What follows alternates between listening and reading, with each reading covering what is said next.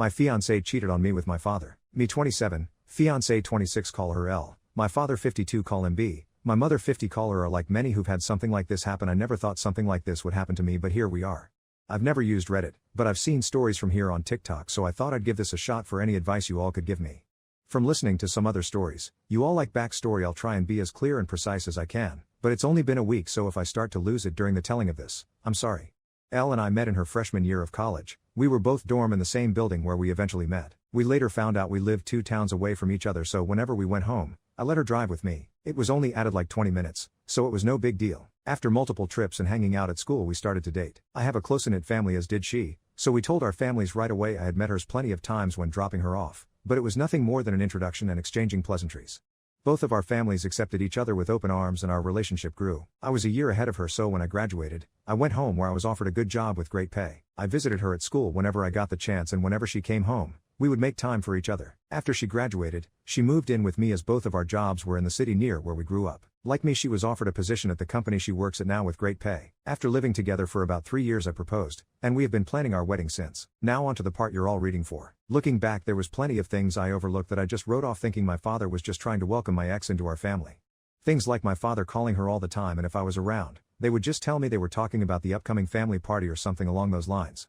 One time Elle was in the shower and her phone rang. I seen it was my dad, so I answered. When he realized it was me, he sounded both upset and surprised that I picked up. I then asked what's up. He responded that he wanted to talk to Elle about my mother's birthday that was in a week, and after a minute we ended the call.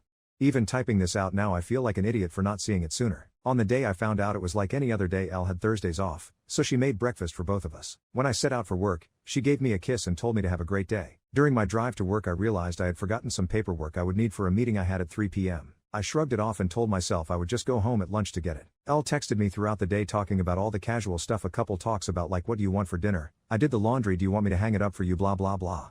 I didn't think it necessary to text her I was coming home for lunch, so when it came around, I just left work and went home. When I got home, I noticed a car that looked like my father's in our parking lot, but I didn't think anything of it and just parked and went into our building. When I opened the door, I was met with a scene out of a movie where a man comes home early and catches his spouse cheating. Such a cliche. There was a trail of clothes, both his and hers, leading to my bedroom, and the sound of faint moans echoed through my apartment. I stood at the door in utter shock. My brain was a mix of rage, sadness and disgust, but if you were a fly on my wall, you would see what looked like a statue. I just couldn't move. When I finally snapped to, not knowing how much time had passed, I took out my phone to record. I picked up all the clothes that were on the floor and threw them into the hall of the building. After, I filmed the walk to my bedroom. The door was open. I stood in the doorway filming for about a minute, then flipped on the lights.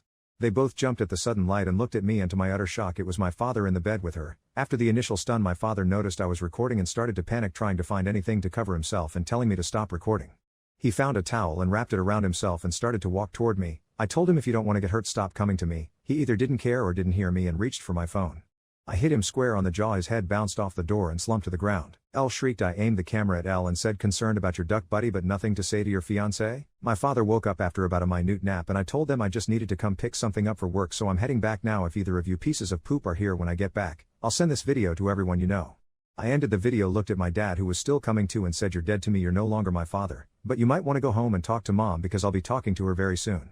I sat in my car for a while until one of the bosses at work called to ask where I was. I told her I was on my way back right now. When I got to her office to hand her the paperwork, I must have looked awful because she started asking what was wrong with me. I told her it was nothing and I'd be okay. I could see her scanning me up and down, and she noticed some blood on my collar and stood up, rushed to me and said, you're bleeding. I looked down and said it was my father's. She looked confused, so I pulled out my phone and showed her the video. She watched it in its entirety. She was introduced to Elle a few times, but never my father. She sat there silent for a moment until it finally clicked that my fiancé was cheating on me, but not only was she cheating, it was with my father. She asked if there was anything she could do, suggesting I take some time off, but I told her I can't go back there right now, that I just need a minute and I'd be fine for the meeting, and I have another shirt in my office. The meeting went over fine. I put on a smile for everyone like nothing had happened. My boss came up to me after the meeting and asked how I could do that, but I just said I don't know and went to my office. I then came home, and I was alone for the first time in a very long time. Thank you for reading. I'm sorry I carried on so much, but it was therapeutic getting everything down. I just don't know what to do. I defiantly need to get the hell out of this apartment. I just can't live here anymore, and there's no possible way I'm sleeping in that bed. I know not only do I have to go get checked out for STDs, but I think I broke something in my hand.